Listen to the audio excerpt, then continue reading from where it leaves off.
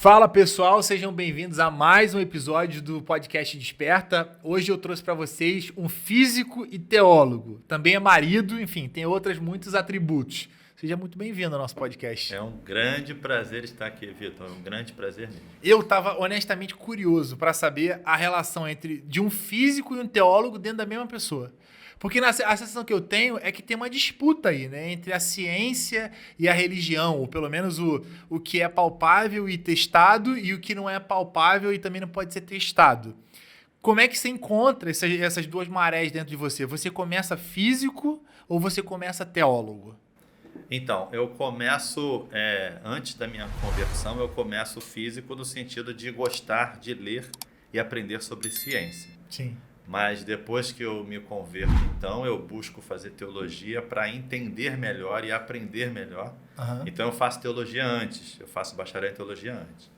Depois é que eu venho fazer bacharel em física, mestrado, doutorado na área da física, né? Você fez o quê? Física quântica, física o quê? Eu fiz licenciatura em física, depois fiz bacharelado em física, depois fiz mestrado em física e depois doutorado em física, na área de física de partículas com teoria quântica de campos. Deve ser super legal. É muito legal. É bem difícil, mas é bem legal. Então é um encontro mesmo, né? Você fez meio que paralelo as duas coisas, apesar da teologia ser primeira. Sim. Isso em algum momento entrou em confronto na tua cabeça ou são coisas que corroboraram? No começo entrou em confronto. No começo eu tive que tentar alinhar as duas coisas e a gente fica muito preocupado em juntar as duas coisas e explicar as duas coisas ao mesmo tempo. No começo eu sempre fui muito racional, né? Então no começo eu tinha muita dificuldade em crer algumas coisas relacionadas à fé, mas ao mesmo tempo, conforme eu fui entendendo e estudando algumas coisas relacionadas à fé, eu comecei a me questionar a respeito da física em si, né?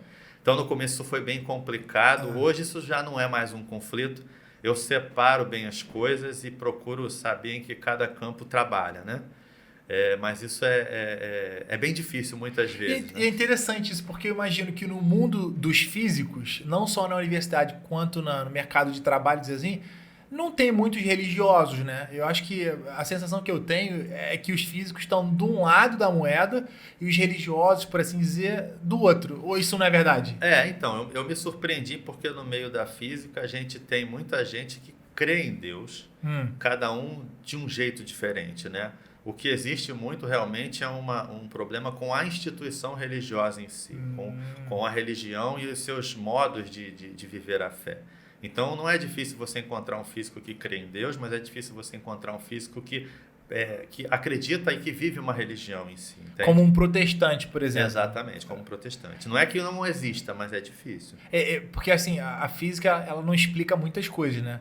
Mas ela admira muitas outras coisas que não estão livres ao nosso olhar, né? Imagina, você falou de partículas e, enfim, a física quântica é essa relação com uma coisa que a gente não enxerga no dia a dia, né? Parece assim um passe de mágica, né?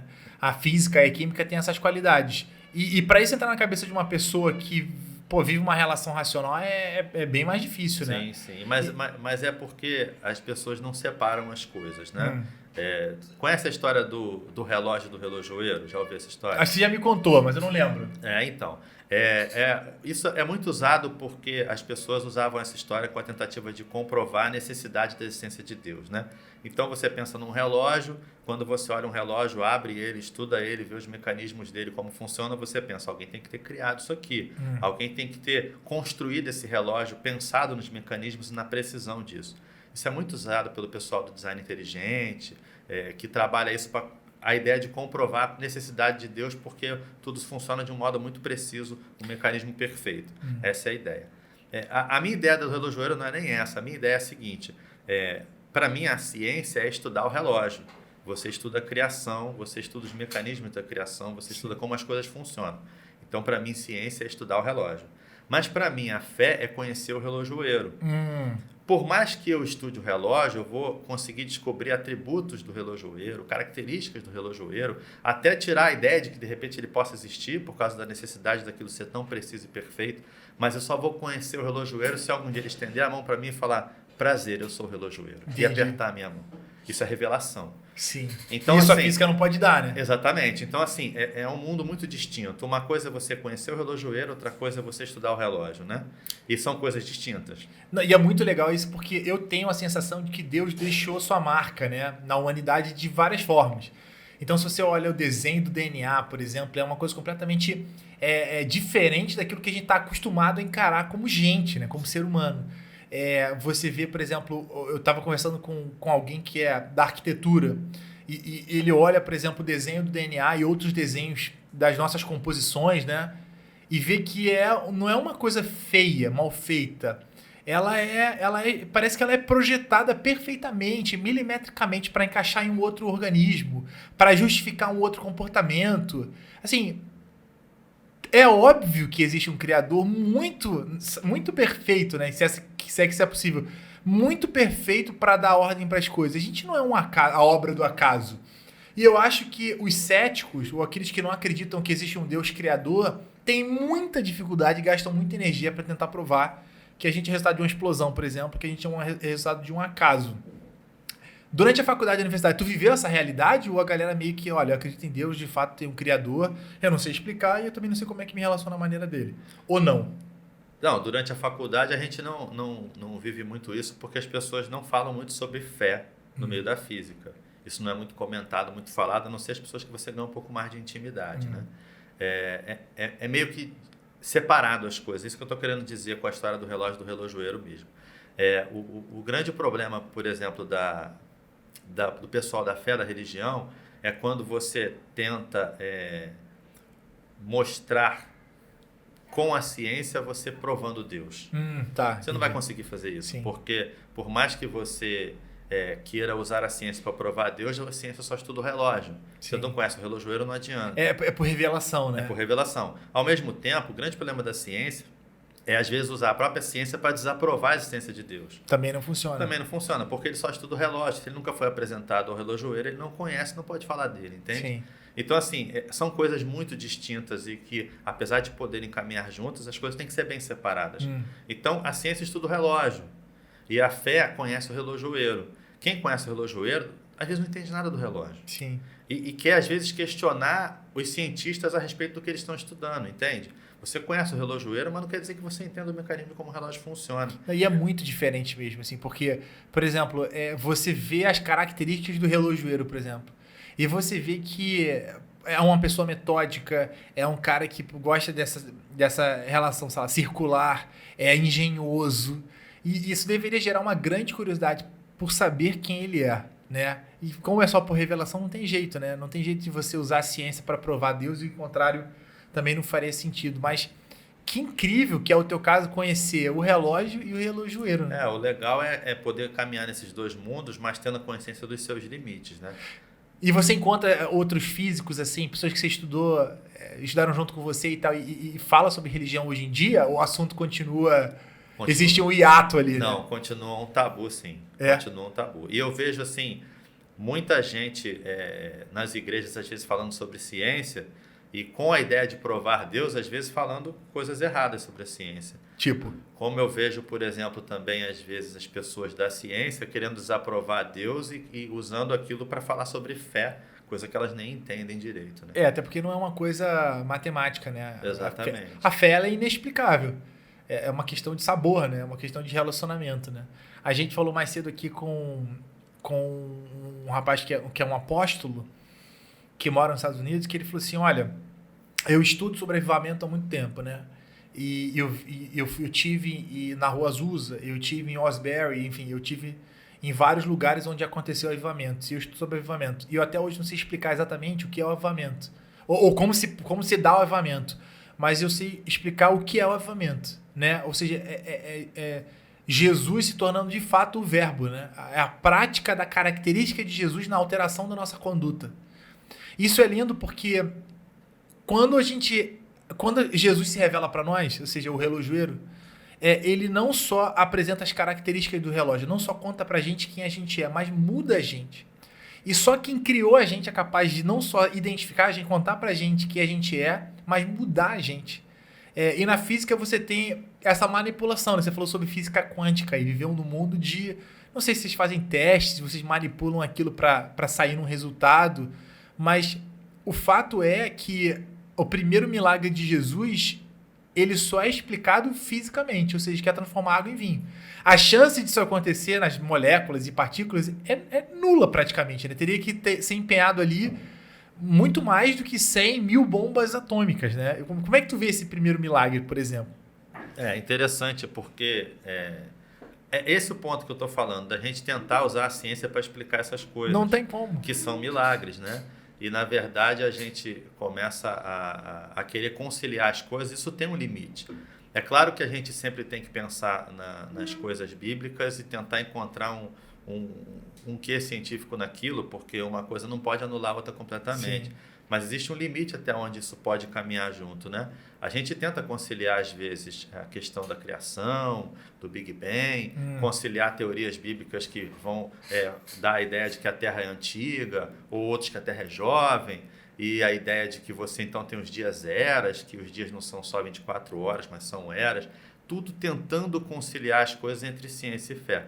Por mais que a gente tente conciliar, a gente nunca consegue isso completamente. Não dá. E a gente precisa de resposta, né? O ser humano é esse cativo de resposta. Há uma necessidade. Sim. Só que o grande problema é que as pessoas pensam que ciência é uma coisa imutável e que nunca erra. E, na verdade, a ciência ela sempre tem um limite aonde ela trabalha. Sim. A gente sempre pode ampliar esse limite, mas sempre tem um limite. Então, por exemplo, a gente tem a ideia do Newton lá, com as leis de Newton, que você trabalhava a questão dos movimentos e tal. Aquilo tinha um limite, aquilo funcionava muito bem nas nossas velocidades do dia a dia e nos pesos e massas do dia a dia.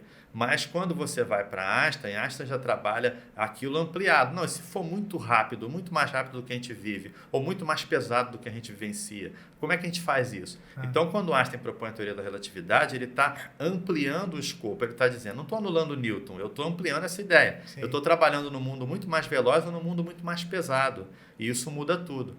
Então, a ciência está sempre se reinventando. Então, quando a gente olha para a ciência e fala, não, é uma coisa que nunca é imutável. Não, não é. A ciência está sempre se reinventando, se atualizando e se ampliando. Sim. Então, isso faz com que a ciência acaba ampliando os seus horizontes e dando brecha para que as coisas relacionadas à fé possam participar disso.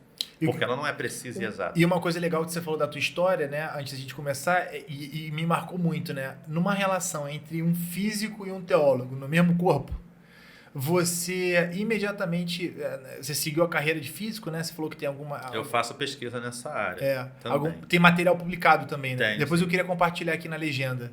Depois me manda. Mas você também, como teólogo, ou seja, antes, né, como cristão, você saiu para o campo missionário, né? Sim. Então você teve um encontro ali com Jesus que exigiu, fez você se entregar para outros.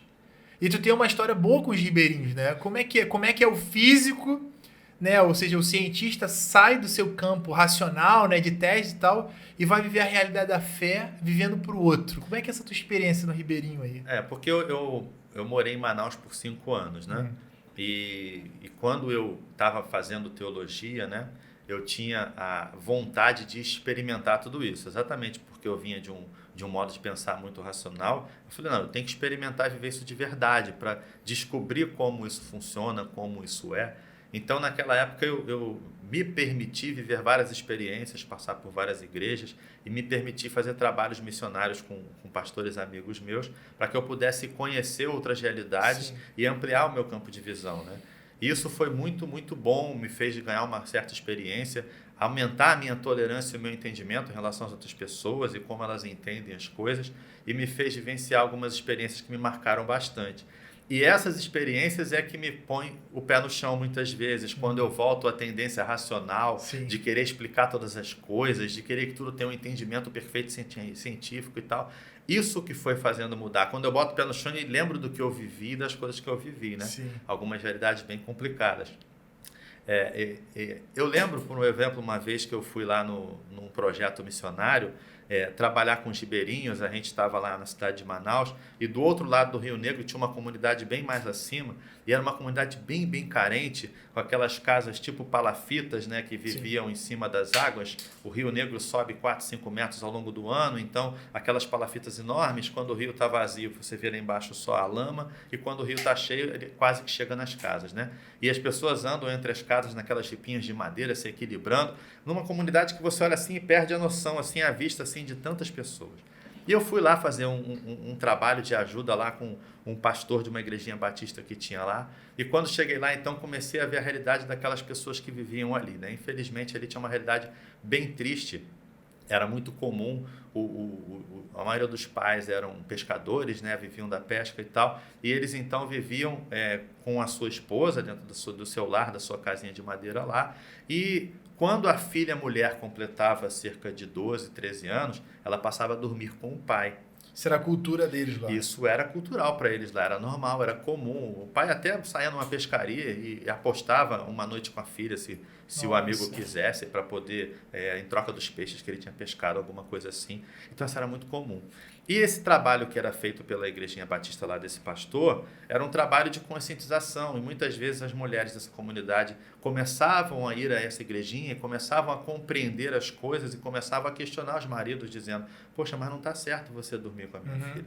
E isso começou a causar alguns conflitos dentro daquela comunidade, e esses conflitos começaram a trazer problemas para esse pastor batista. Nessa comunidade tinha uma igrejinha batista, uma igrejinha da Assembleia de Deus, e uma igrejinha católica. Então tinha um padre, um pastor assembleano e um pastor batista, que viviam cada um numa pontazinha da comunidade. 3 camaradas diferentes. 3 camaradas completamente distintos, que estavam trabalhando cada um do seu jeito, mas já criando conflitos dentro da comunidade, já começaram a ser ameaçados, e aí começaram a perceber que eles tinham que trabalhar juntos. Ameaçado de morte? Ameaçados de morte. Eles estavam sendo ameaçados de morte. Eles estavam interrompendo o relacionamento de pai e filha, isso não era bom pro cara. Não era bom pro cara, ele perdia a autonomia dele dentro do lar, né? E aí um dos pastores, que era um pastor assembleano, era conhecido em Manaus, da polícia de Manaus, conversou com a polícia foi na comunidade, que a polícia não estava presente, não tinha um quartel ali. Então a polícia foi lá, conversou com os moradores e falou: não mexe com eles, deixa eles em paz, estão fazendo o trabalho deles e tal. A coisa meio que amenizou, mas mesmo assim eles tinham medo de ficar andando na comunidade, de serem de repente atacados e tal. Então eles passaram a trabalhar os 3 juntos, caminhar juntos e pregar juntos. Então, um domingo os 3 pregavam na igrejinha batista, outro domingo os 3 pregavam na igrejinha da Assembleia de Deus, e no outro os 3 pregavam na igrejinha católica. Essa história é muito maravilhosa. E eles, assim, abriram mão das divergências teológicas que eles tinham, dos entendimentos diferentes que eles tinham, em prol de uma necessidade real, de um momento real da vida que eles estavam vivendo naquela comunidade. Isso é lindo, né? Porque o senso comum é onde converge, não onde diverge. E a gente vive uma realidade de divergência. A gente procura no outro o que é diferente da gente, a gente ataca lá. E não faz sentido. Em virtude da gente melhorar, a gente tem que procurar aquilo que converge a gente. E construir uma plataforma sólida naquilo que é de comum, do bem comum a todos. E só aí, quando a gente tiver esse estatuto, a gente pode debater sobre as divergências. Essa história é tão maravilhosa. Faz a gente refletir sobre tanta coisa. Essa história é fantástica. E me faz pensar exatamente... Se eles foram capazes de trabalhar juntos em prol de um objetivo comum, que era uma necessidade muito maior, por que eu vou ficar preocupado numa divergência entre ciência e fé e numa discussão sobre quem está certo e quem está errado? Sim. Entende? A gente tem muito mais coisa a se unir em prol de melhorar a humanidade do que ficar preocupado com as nossas divergências e o comum, que a gente nunca chega num senso comum, entende? Verdade. E você vê hoje, por exemplo, uma igreja na mesma rua da outra e eles não se falam. Na verdade, é uma espécie de competição. Nem trabalham juntos. E assim, professam a mesma fé, né? Porque o cara é assembleano, outro é presbiteriano, outro é batista. Assim, não diverge de uma ideia rasa, teológica, de aqui a colar. Uma amiga nossa aqui me perguntou assim: você vai assistir o filme Deixados para Trás? Sabe? E não é porque o filme tem uma ideia que diverge da minha ideia que eu não vou assistir, que eu não vou achar os pontos em comum. Eu estou acompanhando uma série que é o The Chosen. Show. Eu sou apaixonado pela série, cegamente apaixonado pela série. E tem uma outra pessoa, um amigo nosso, que fala só: essa série diverge disso, de aquilo. E não faz diferença nenhuma para mim. O Rodrigo Silva também falou: olha, teologicamente falta isso, ou pela data, não podia ser assim, assim, assado. Ele falou que também não faz a menor diferença. O que vale para nós é o senso comum de que Jesus ali, ele é manifesto e ele veio em favor, obviamente por causa da sua glória, mas ele vem em favor da salvação da humanidade, que a gente voluntariamente se perdeu. E aí eu fiquei muito emocionado com essa fala, porque eu acho que de uma forma a gente está dividido, mas de outra forma a gente tem um grupo ainda que pequeno que deseja muito andar junto. Hoje mais cedo a gente recebeu aqui no escritório 4 pastores de denominações diferentes, assim, juntos, estavam juntos e debatendo e conversando.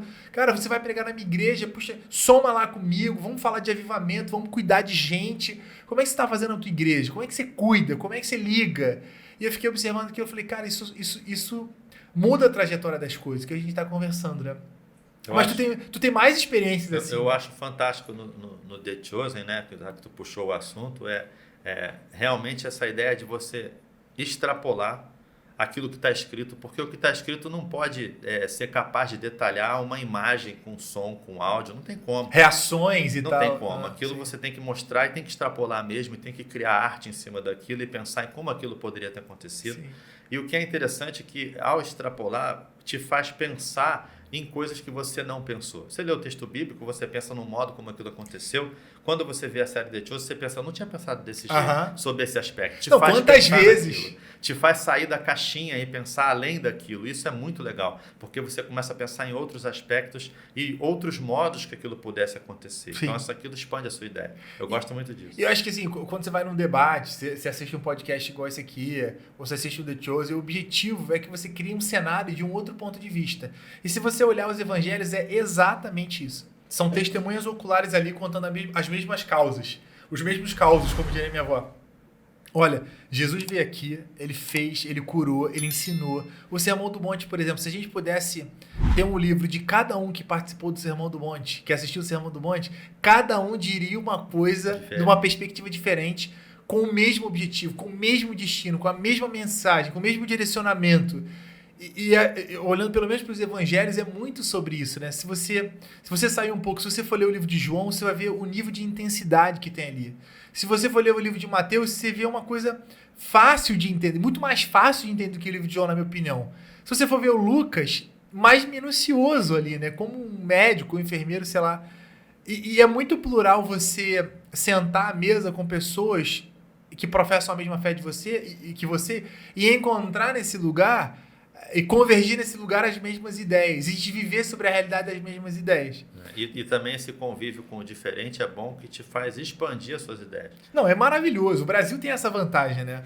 A vantagem de ter vários povos dentro de um povo e dividir, compartilhar novas ideias. Eu amo, por exemplo, aqui no Rio de Janeiro tem muito nordestino.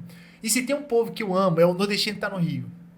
Porque ele tem tantas ideias, tantas histórias que não faz parte da cultura carioca e que deixa a gente tão mais plural que a gente passa a replicar a cultura do nordestino, porque ele vendeu isso pra gente tão bem, que ele tem orgulho de compartilhar uma cultura que é brasileira, mas não é carioca e passa a ser nossa, e a gente passa a ser um.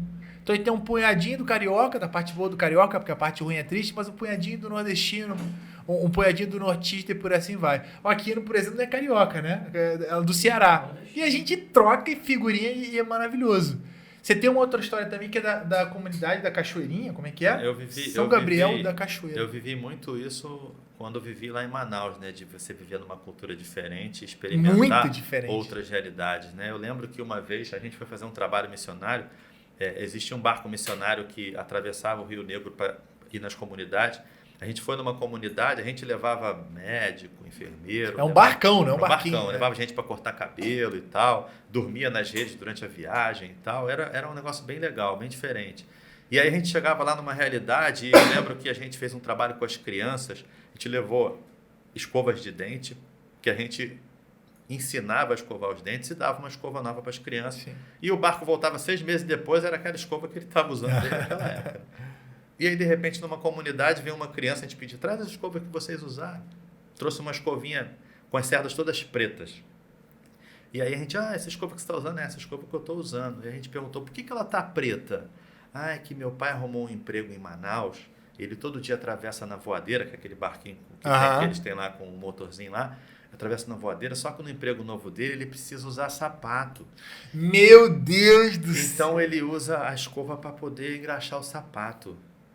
Eu falei, e você escova com essa escova? É a única que eu tenho. Nossa. Desse jeito. A gente falou assim, então essa escova que você tem, você deixa com o seu pai para ele encaixar o sapato, você vai ganhar uma nova para você escovar o seu dente e vai escovar só com essa aqui.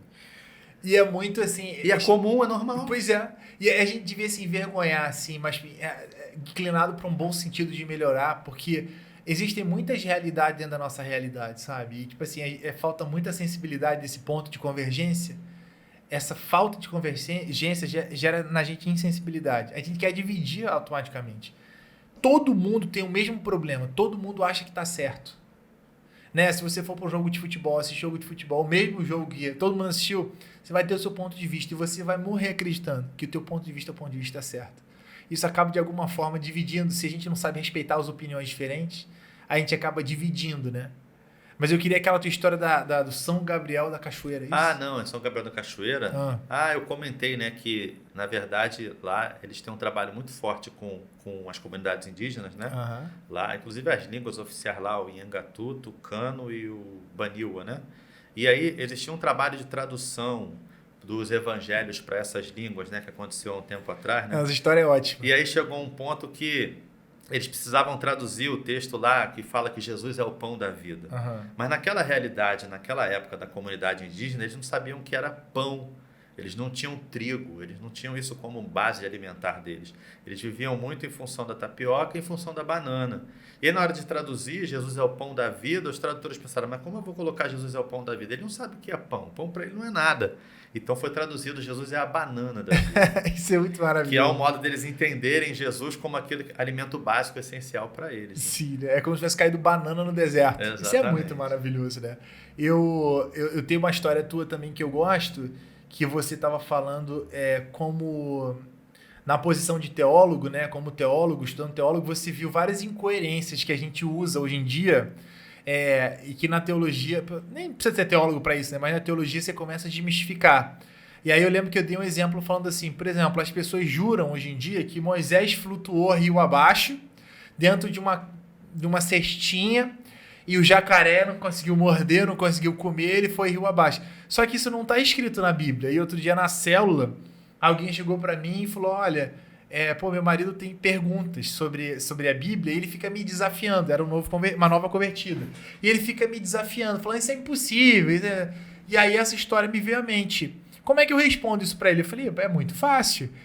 Isso nunca aconteceu. Ele nunca desceu o rio abaixo. Não é isso que está escrito na Bíblia. Aí pedi para ela abrir e ela leu que essa cesta, esse lugar, estava junto ao ribeiro. Ela só colocou na pontinha do rio ali, foi embora e ele foi encontrado. E aí ela falou que morreu de rir, porque ela falou, cara, minha mãe também não conseguiu refutar, minha vizinha. Eu conversei com mais 10 pessoas diferentes e ninguém conseguiu explicar como é que o jacaré não comeu a cestinha. E isso acontece muito com a gente, né? Na posição de teólogo, você já deve ter pego muito essas incoerências, né?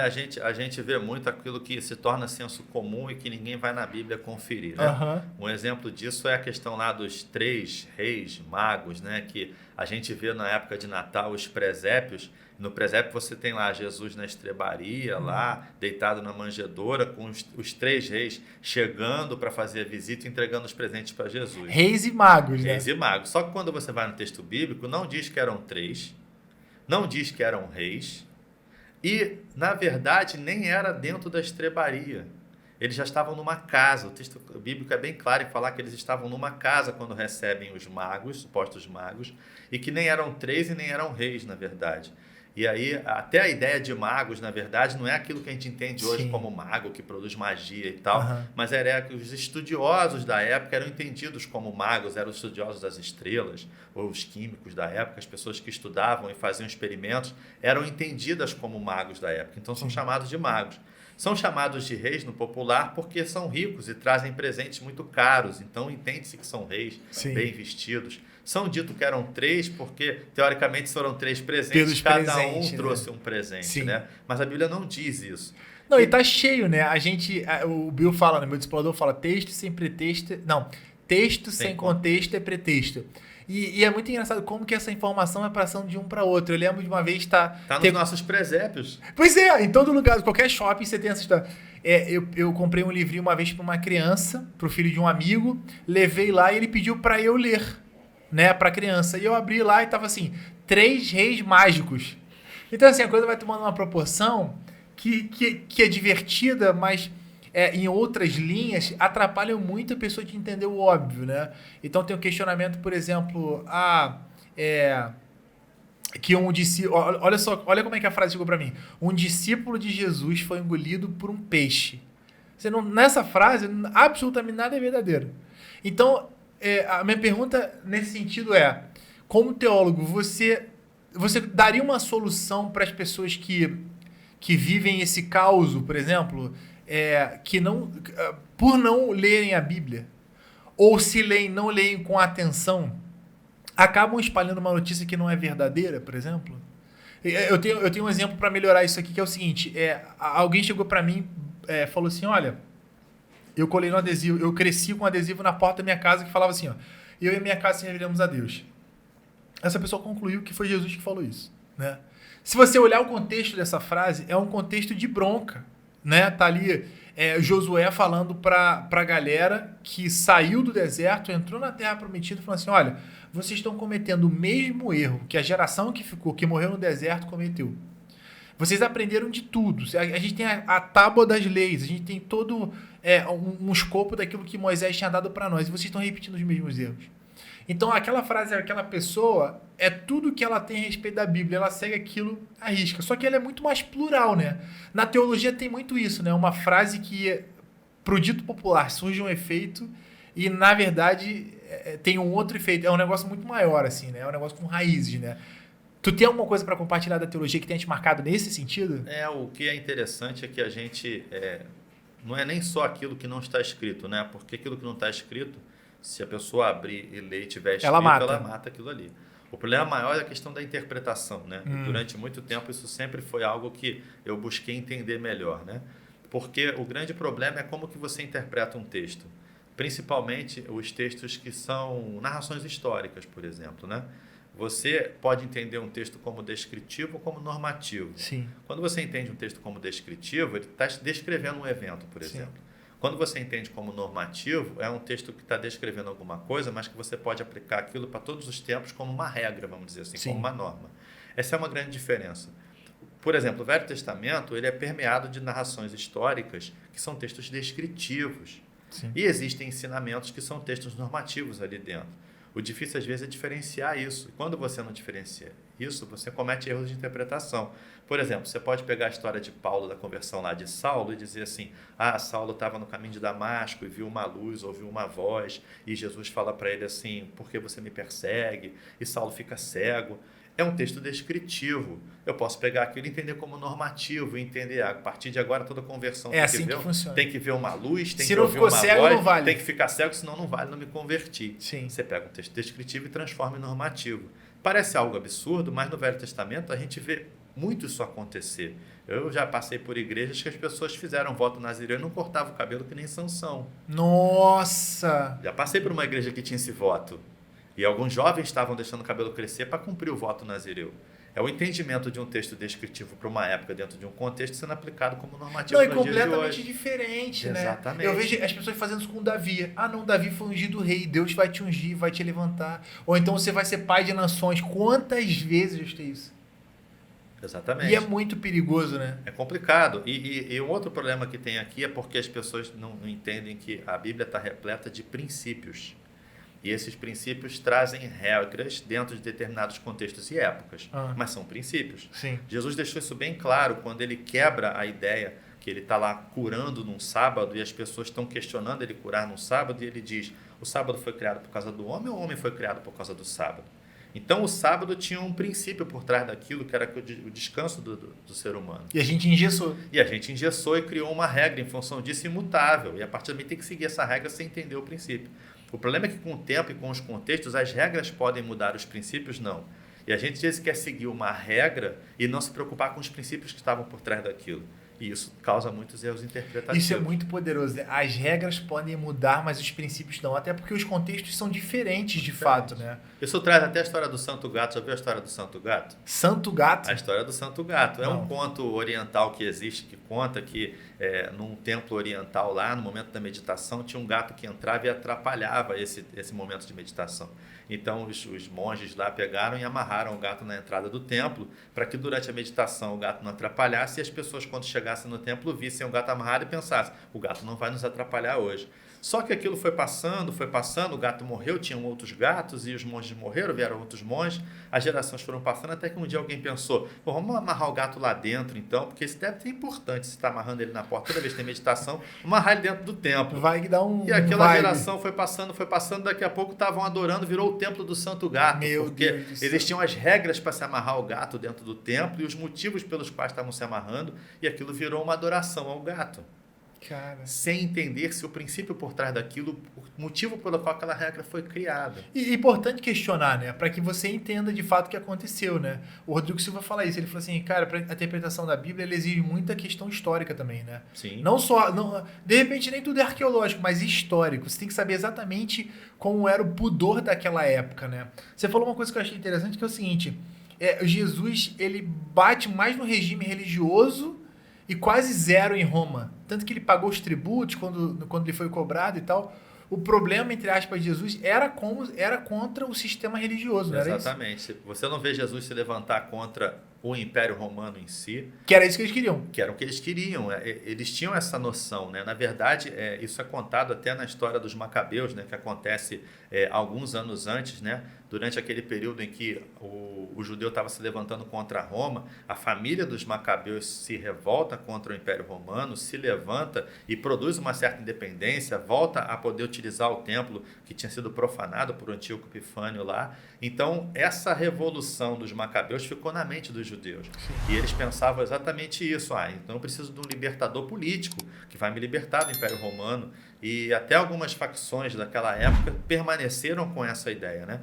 Quando vem Jesus Cristo, a ideia que se tinha primeiro era de um Messias lutador, guerreador, libertador, que pudesse libertar do Império Romano. E quando Jesus vem e eles enxergam que Jesus pode ser esse Messias, alguns realmente começam a pensar. Então, em algum momento, ele vai se levantar contra o Império Romano, vai se rebelar contra isso. Tudo que eles queriam, né? Um cara influente que conseguisse angariar as pessoas e que essas pessoas angariadas pudessem segui-lo. É tudo que o cara queria, né? Exatamente, mas você não vê Jesus discursar contra o Império Romano, você não vê Jesus se preocupar com o contexto do Império Romano, mesmo que isso fosse um problema. Você vê Jesus se levantar contra a fé, a instituição, o modo religioso de ver as coisas que os afastava de Deus. Eu vejo isso que tem um pouco de reflexo disso hoje em dia. Na verdade, que nas eras, né, isso se replicou. Mas eu vejo muita gente querendo a morte de outras pessoas imediatamente, como se fosse curar um problema, né? Que é aquele dito, bandido bom é bandido morto. Não é por aí, sabe? E a Bíblia fala, cara, a luta não é contra a carne. É óbvio, né, que existem pessoas que... as pessoas más, as pessoas ruins, elas precisam ser refreadas, né? Elas precisam ser isoladas do meio de um convívio social e serem reabilitadas, e ter a chance de reabilitação. Mas, em primeiro lugar, ser tirada do contexto social. Mas eu vejo muito pouco esforço particular da pessoa falar assim, cara, eu preciso ser transformado, sabe? As minhas características, os meus princípios que foram abalados precisam ser resgatados, sabe? A regra pode até mudar, eu gostei dessa frase demais. Mas os meus princípios precisam ser resgatados para que o outro seja beneficiado, e não o contrário, né? Então, essa postura de Jesus contra a religião era, olha, vocês entraram dentro de uma garrafinha, vocês entraram dentro de um quadrado, e o objetivo é que a gente viva em prol, né, da sociedade. E eu acho que é um ponto poderoso nesse comportamento de Jesus que a gente precisa aprender, né? Não é uma luta armada, nunca foi. Nunca foi. E o objetivo de Jesus, o caminho é o contrário. A gente quer tomar ações que mudem a sociedade. Sim. O objetivo de Jesus era mudar pessoas. E as pessoas que mudavam a sociedade. Sim. Então o objetivo de Jesus era alcançar especificamente pessoas. Tanto é que ele trabalha muito focado num número pequeno de pessoas. E é esse número pequeno de pessoas que ao longo da história vai transformar o mundo e vai trazer até hoje o que a gente tem como cristianismo. E é de um por um, né? A gente sempre tem essa perspectiva de, eu quero alcançar o mundo inteiro. E, geralmente quando a pessoa se converte e ela tem essa característica evangelística como a minha, ela fala assim, eu queria tanto pregar para Ivete Sangalo, pregar para o Justin Bieber, porque tu imagina quantas pessoas esses caras alcançariam. E o comportamento de Jesus nunca foi assim, né? É sempre um para um. E aí eu conheci a história de uma mulher chamada Heidi Baker. Ela é uma pastora americana que ela se mudou para Moçambique, eu não me lembro quando, mas ela tem no mínimo uns 10, 15 anos. E ela lançou uma campanha, né? Ela vivia por um ideal que chamava Stop for the One. É tipo, pare pelo próximo. É um. Aí você cuida daquele. Aí depois você vai para outro, evangeliza, cuida daquele. De uma maneira muito pessoal. E era exatamente isso que eu via Jesus fazer. Ele era muito pessoal. Era uma relação interpessoal, na verdade, né? Ele parava e conversava. Quando ele fala com Zaqueu. Puxa, eu fiquei tão emocionado com Zaqueu. Natanael. A conversa com Natanael, puxa, me deixou muito emocionado. E a gente não quer reproduzir esse comportamento de Jesus, né? A gente quer ou levantar uma luta armada, uma revolta, uma rebelião, seja dentro da igreja ou fora, ou a gente quer uma relação de que a igreja preste o serviço da nossa responsabilidade. A gente não conversa sobre isso. E o que você falou também, que eu achei que vale a gente seguir essa trilha, é que Jesus fez uma declaração muito clara, né? E aí você pode interpretar de 3 maneiras. Eu lembro que você falou isso. Ou ele era mentiroso, ele mentiu do começo ao fim, ou ele era maluco, ou ele de fato era Deus. Isso eu falei por causa do seguinte, porque as pessoas às vezes enxergam a Jesus de que forma? Pensam assim, não, Jesus é um grande filósofo, grande mestre, um grande líder, um grande humano, um grande patriarca, um grande várias coisas. Ele podia ser tudo isso, perfeito. Mas o grande lance é que tem que se entender, que a Bíblia deixa muito claro, é que Jesus Cristo declarou-se Deus. Ele declarou-se Deus na visão do Deus dos hebreus mesmo. Daquela realidade dos hebreus. Que libertou o povo do Egito. Exatamente. Ele declarou-se o próprio Deus, né? Isso vai em vários modos, quando ele diz, meu pai trabalha até agora e eu trabalho também. Sim. A gente entende, mas falar meu pai trabalha até agora não é igualar-se ao pai. Para o judeu era. Porque o judeu falava nosso pai celestial, não falava meu pai. Não tinha essa intimidade. Meu pai trabalha, eu também. Está se igualando. E a reação dos judeus era contra isso, né?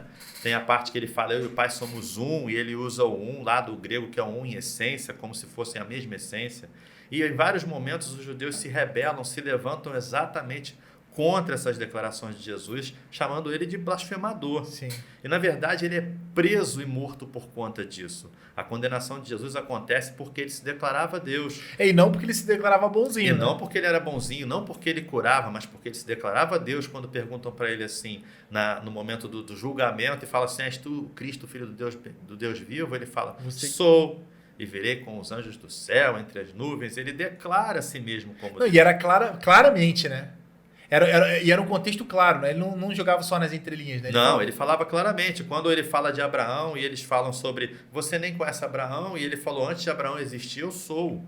E esse eu sou tem um significado também. Eu sou tem um significado. Ele usa a mesma ideia que é usado lá em Moisés. Quando Deus chega para Moisés e Deus fala para Moisés assim, Moisés, vai lá e pede para o faraó libertar o povo do Egito. Mas, Senhor, quem que está mandando eu ir lá? Eu vou dizer que para eles quem que me enviou. Ele fala, eu sou o enviou. E os judeus sabiam exatamente isso. Jesus fala, antes de Abraão existir, eu sou. Ele está dando a si mesmo a ideia e a noção de ser o próprio Deus, como Deus fez no Velho Testamento com Moisés. Ou quando ele fala que ele era o pão da vida. Aquele pão que vocês foram sustentados no deserto, os pais de vocês, né, os seus antepassados, aquilo não era nada. Você comia e você tinha fome no dia seguinte. Mas eu sou o pão da vida. Aquele que comer a minha carne. Ele faz essas declarações tanto na Santa Ceia, né? E era um negócio, esse cara é canibal, né? Exatamente. Era duro demais de ouvir, né? Era bem pesado. Mas ele se declara Deus, isso é fato. E ele é morto e crucificado por conta disso. Isso a Bíblia deixa claro. Se você ler em detalhes, você vai ver isso. Tanto é que o Império Romano não tinha muito problema com Jesus. O Pilatos pensa assim, que crime ele cometeu? Porque Sim. Pilatos não enxerga um problema de se declarar Deus, porque no mundo romano, o problema dele. mais um Deus dentre tantos não faz muita diferença. Para o judeu isso era um problema. Ele se declara Deus. Quando a gente pensa nisso, a gente pensa, mas se ele se declara Deus, se ele é um ser humano que se declara Deus, daquela realidade do Deus, do judeu, dos hebreus lá, eu não tenho muito mais opção sobre o que pensar sobre Jesus. Só restam 3 opções para pensar sobre Jesus. Sim. Então ele pode pensar que se declarando Deus, vamos dizer que ele não seja Deus. Beleza, tem 2 opções. Se ele se declara Deus e não é Deus, então ele se declara, mas sabe que não é. Se ele se declara Deus e sabe que não é, isso faz dele um mentiroso. Mas como a gente pode pensar em Jesus Cristo como um mentiroso? O caráter mais nobre, mais puro da história, que produziu tantas coisas maravilhosas ao longo da história, que é usado como exemplo pela humanidade em todos os cantos do mundo, a gente vai dizer que esse cara era um mentiroso? É uma mentira Não muito... tem lógica nenhuma. Pé, né? Então, se você pergunta para uma pessoa que não acredita, diz assim, você acredita em Jesus? Não. Mas você acredita que ele era mentiroso? Não, mentiroso não, porque tudo que conta dele é de um homem perfeito, Não, maravilhoso. Ele fala sobre si e outras pessoas testemunham a mesma coisa, né? Exatamente. E aí quando você diz assim, não, então ele se declarava Deus e achava que era. Maluco. Então ele era um maluco, um lunático, ele era um pirado da cabeça. Tudo bem, então como que um pirado da cabeça pode produzir um sermão do monte? Que tantos psiquiatras e psicólogos olham e falam como aquilo ali é uma maravilhosa regra de higiene mental e de saúde mental que pode ser usado por todo mundo. Como é que alguém podia produzir algo muito acima do que ele próprio era, entende? Sim. Ele não podia ser um maluco e criar o sermão do monte daquela maneira maravilhosa. Então não condiz com a personalidade, com a figura de Jesus, você pensar que ele era mentiroso ou que ele era maluco. Mas aí só resta uma opção, porque se ele se declara Deus, então ele tem que ser o próprio Deus. Eu não tenho muita opção. Não adianta pensar que Jesus era um mestre, um filósofo, um grande cara, inteligente, um líder. Podia ser tudo isso. Mas o fato dele se declarar Deus me deixa sem muita opção. Sim. Ou eu creio que ele era Deus, ou vou pensar que ele era maluco, mentiroso, o que não condiz com a história dele, entende? E o problema é você não crer em Jesus e constatar que ele era de fato o próprio Deus. Exatamente. Porque ele exige uma série de outras coisas, como relacionamento, como arrependimento. Porque se você não reconhece como filho de Deus, você tem um álibi. Você precisa provar que ele é maluco, você precisa provar que ele é mentiroso. Exatamente. Se você não conseguir fazer isso, você vai ter que lidar com o fato que ele de fato era Deus. Era Deus. E aí é um problema para quem não crê. Exatamente. Porque ele vai ter que lidar com a capacidade de negar a Deus. Exatamente. Existe um relato que fala sobre Napoleão Bonaparte, que estava lá deportado na ilha de Elba, e tem um relato dele que conta que ele está conversando com um companheiro dele lá enquanto ele está deportado, e ele comenta o seguinte, que ele ultimamente vinha pensando muito sobre o personagem de Jesus Cristo, e ele pensava exatamente o seguinte, que ele, Napoleão Bonaparte, tinha conquistado muitos povos através da guerra, através da luta armada. E ele pensa, tantos outros, como Carlos Magno e tantos outros, conquistaram pela guerra e pela luta armada. E hoje ninguém mais me segue. Eu já perdi todos os meus seguidores. E eu pensando em Jesus Cristo, eu penso como ele pode ter mais seguidores hoje do que quando era vivo. E ele conseguia conquistar seus seguidores pelo amor, não pela luta armada. E centenas de anos depois que ele morre, ainda tem muitos seguidores dele pelo mundo, ainda trilhando o caminho e conquistando outras pessoas para ele. E ele chega a dizer isso, eu não tenho como pensar sobre Jesus Cristo que ele tem que ser mais do que um ser humano. Porque um ser humano não é capaz de fazer o que ele faz e de se perpetuar até hoje os seguidores dele como se perpetuam. Isso é uma ideia que Napoleão Bonaparte coloca num relato que ele faz. Não, e é incrível, né? Eu não sabia desse relato. E você, por exemplo, tem se você chega à conclusão de que ele é Deus, ou pelo menos chega à conclusão de que ele não era maluco nem mentiroso, você chega à conclusão que ele é Deus, você tem que relatar, tá? E como é que ele era Deus? E aí eu tenho 3 coisas na minha cabeça e eu queria que você pincelasse a última coisa. Em primeiro lugar, ninguém em sã consciência, na Santa Ceia, ninguém em sã consciência amaria ou daria uma chance ou viveria como irmão, sabe?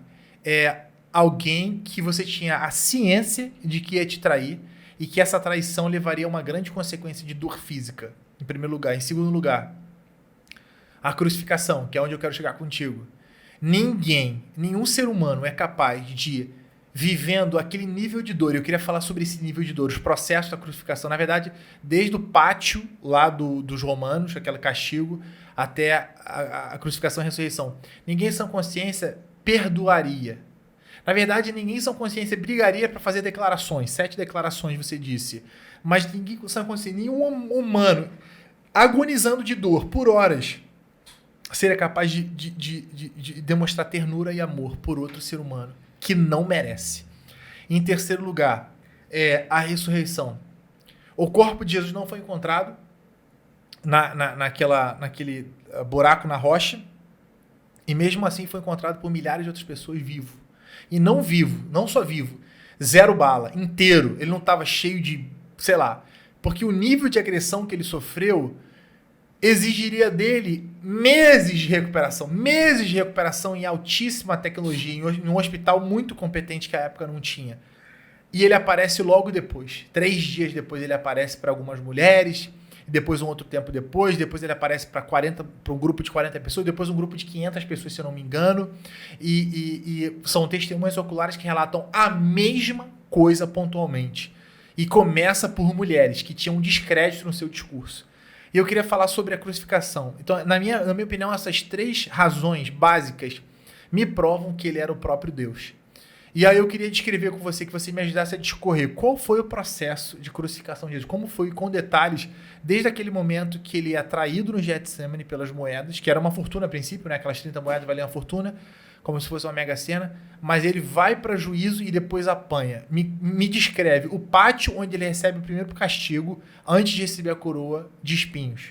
É interessante porque aquele filme A Paixão de Cristo do Mel Gibson, né, tentou mostrar um pouco desse sofrimento. Da né? realidade. Da realidade, né? Ele se preocupa com isso, né? Desde a coroa de espinhos que você coloca na cabeça e sente o latejar daqueles espinhos entrando na cabeça e você fica com aquela dor de cabeça latejando o tempo inteiro com aquilo fincado e o sangue escorrendo. E a própria questão das lacerações que ocorrem nas costas, que o filme mostra muito bem. Que não eram arranhões. Que não eram arranhões, era aquilo que entra na carne e arranca pedaços fora. Então, o corpo vai sendo maltratado e vai sendo desidratado e vai sendo espancado durante todo aquele processo até chegar na cruz. Né? Tem um livro chamado O Doutor no Calvário, né, que um médico francês escreve a respeito da crucificação de Cristo, e é um médico cirurgião, e ele procurou mostrar a crucificação sob o ponto de vista do sofrimento mesmo biológico e físico de Jesus. Né?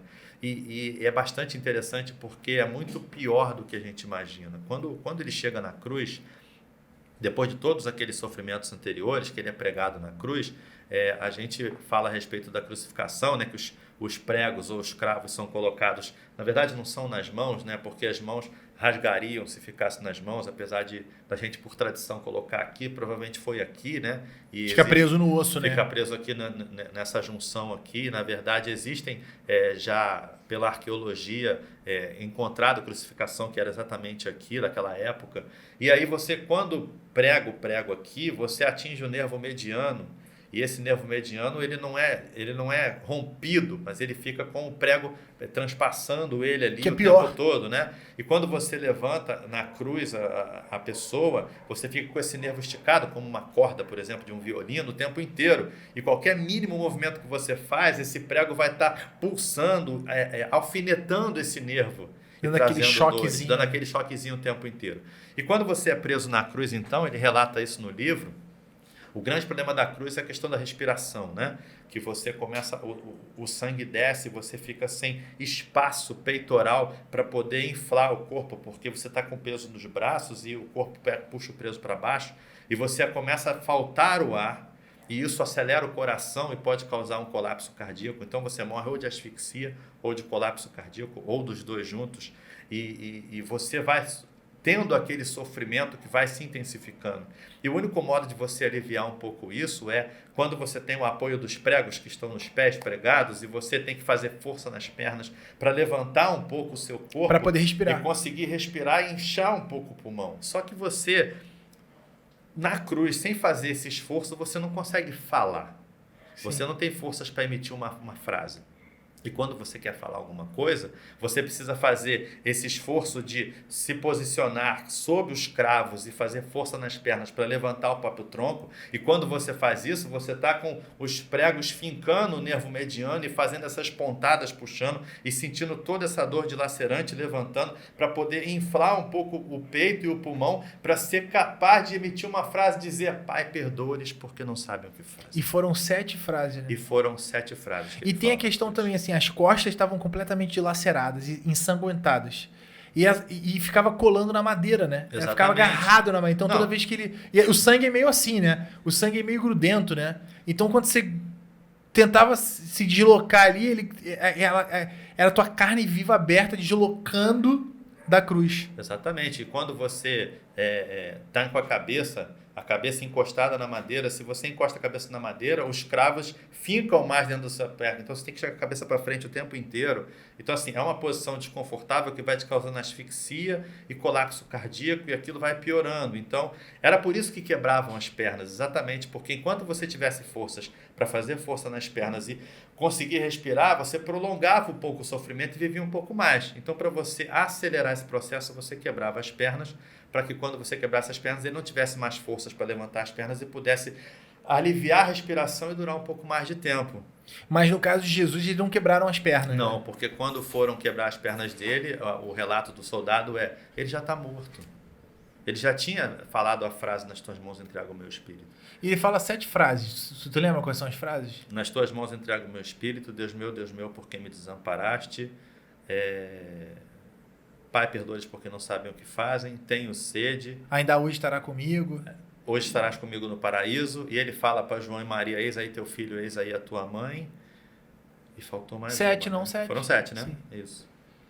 7 tentativas surreais, assim, Não, e 7 frases de completo amor, né, aos que estão ali ao redor dele, né? Isso era impossível. Isso prova que ele é Deus, né? A não ser a Deus meu, porque me desamparaste, que é uma frase de sofrimento, e o tenho sede, que é uma frase de necessidade e tal. As outras frases são todas frases claramente de amor demonstrado. É uma declaração de tipo assim, olha, a pessoa que estava do lado dele, né?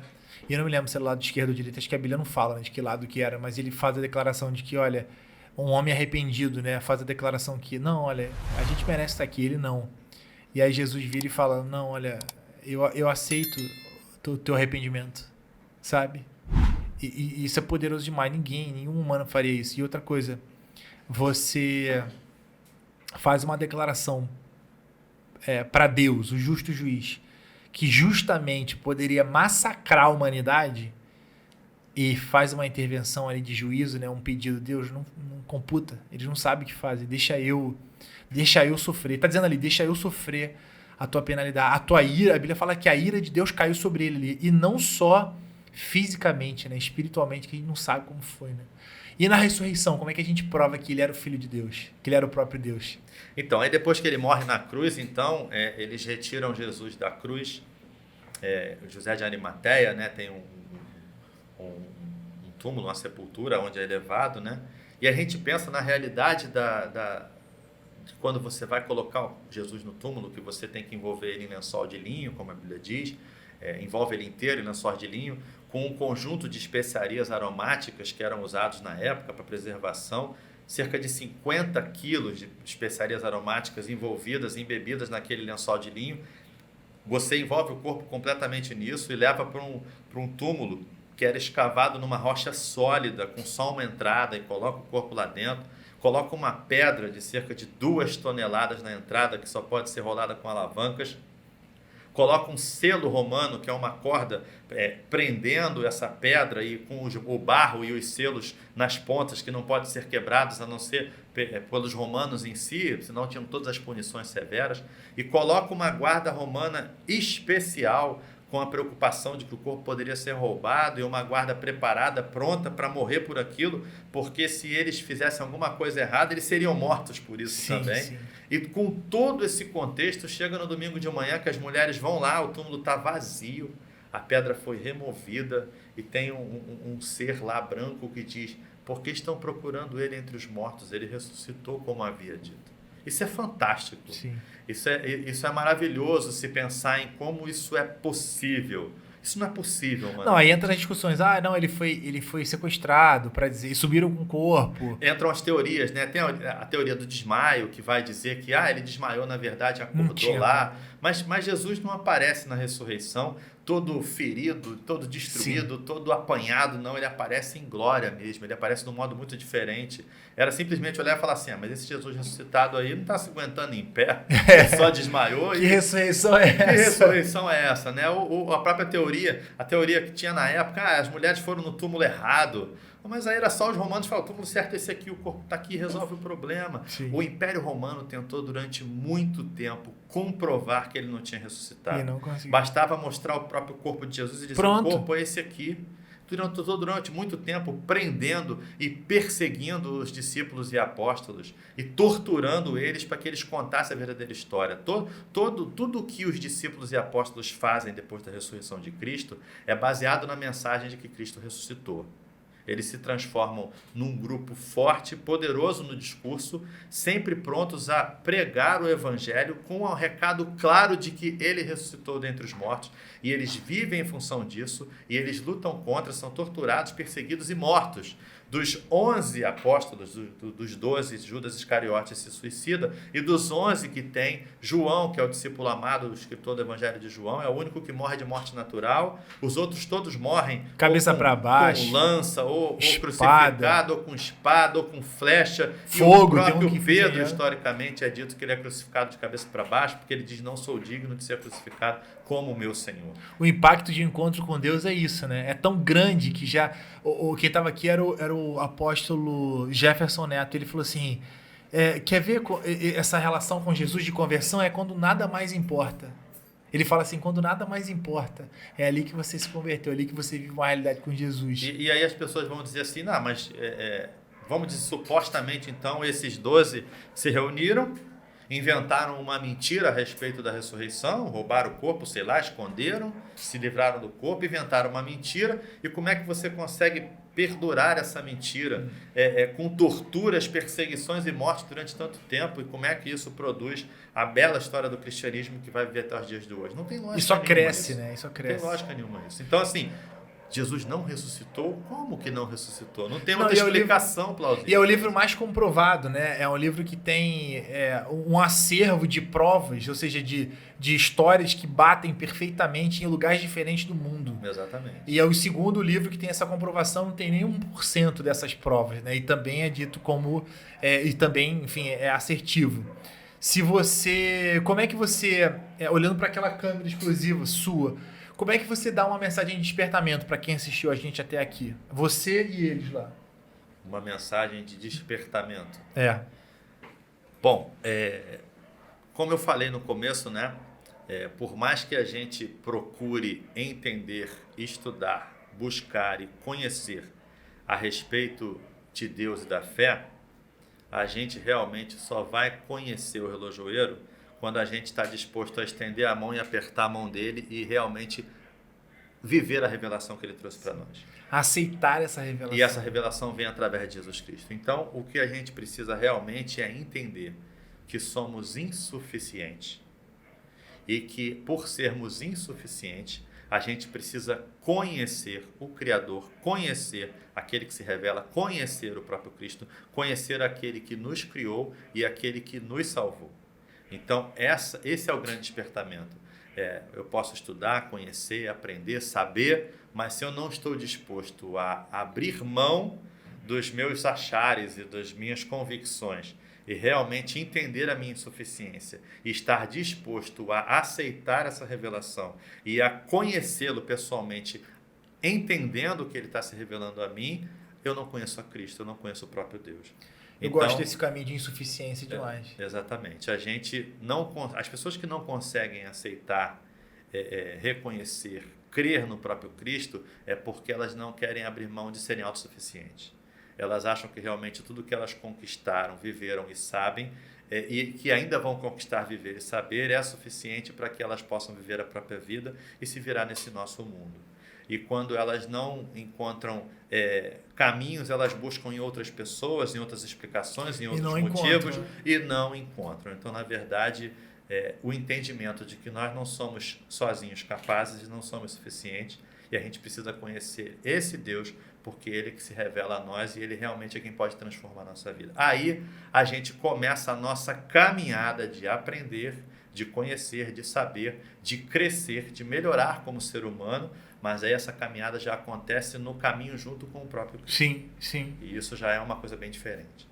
E é muito poderoso, né? Porque é aí que você começa a ter esse vazio que você tem dentro de si, que é de grande agonia, que nada consegue preencher, preenchido pela companhia de Jesus. À medida que Ele vai te ensinando, se revelando, você vai mudando. Se você pudesse escolher alguém para sentar na tua cadeira, participar desse podcast, depois de você, quem você escolheria? Quem eu escolheria?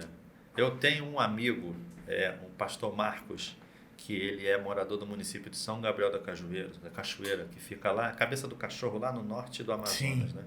E ele mora lá há muitos anos, e ele faz um trabalho missionário fantástico com as comunidades indígenas e com a cidade de São Gabriel em si. Ele é carioca, ele formou engenharia, depois ele fez teologia, foi ser missionário, está no campo missionário, está até hoje, vive com a família dele lá até hoje. Seria ele, se eu pudesse ter ele sendo entrevistado, seria muito bom, que ele tem muitas histórias para contar a respeito da realidade do trabalho missionário que ele faz lá. Tenho contato com ele até hoje, é uma pessoa maravilhosa e realmente isso seria muito legal. Não, mas com certeza vai catar esse cara, eu e aqui a gente vai se empenhar, vai mandar esse podcast para ele lá, ele viu que foi citado, ele vem. Wallace, queria te agradecer demais por ter vindo hoje aqui, foi mais fácil do que parecia, e ter compartilhado com a gente, principalmente essa questão da crucificação e da ressurreição, ou seja, das provas que Jesus, de fato, é o que disse que era, ou seja, o próprio Deus, e que veio com a intenção de reconectar a humanidade ao próprio Deus através do arrependimento e salvação. Obrigado demais. Prazer. Espero ter te muito abençoado obrigado. Junto com ele. Tem muito conteúdo que a gente vai colocar nos comentários, enfim, daquilo que ele fez na área da física, no campo da física, da teologia também. Alguns conselhos, então clica aí nos comentários para você ler.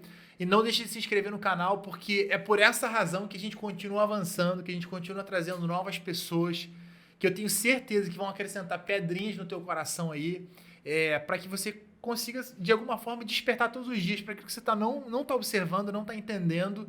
E eu tenho certeza que, como uma comunidade que somos, procurando essa convergência e melhorar todos os dias como uma igreja só, única. Deus te abençoe e até o próximo episódio.